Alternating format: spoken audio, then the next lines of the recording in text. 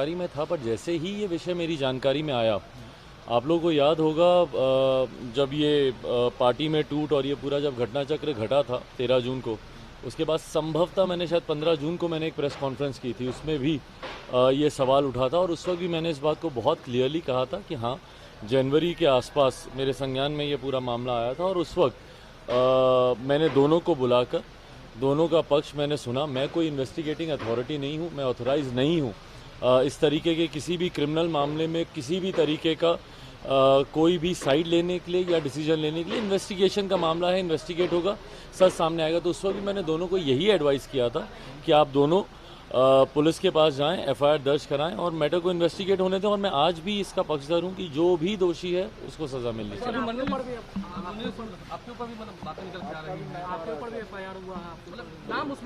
उसमें मेरा नाम आया है भाई। आप ऐसे बड़े शब्दों का इस्तेमाल कर रहे हैं जैसे मैं उसमें एक्यूज हूँ।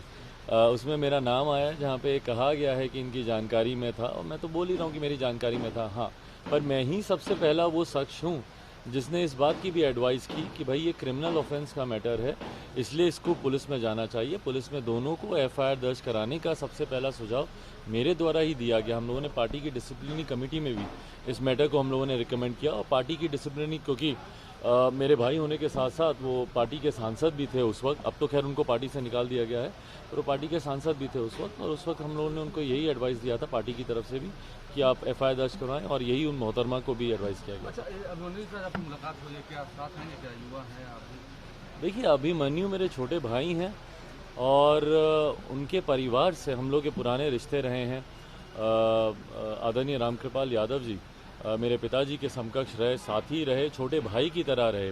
भले किसी भी पार्टी में रहे, बट उनके और मेरे नेता के जो आपसी संबंध थे वो दो भाइयों की तरह थे और बहुत खूबसूरत संबंध थे। उसी नाते मेरे और अभिमन्यु युवा हैं, मेरे छोटे भाई के समान हैं और बहुत मेहनत कर रहे हैं। तो ज़रूर मैं चाहूँगा कि ऐसे मेहनती लोग मेरे साथ आएँ।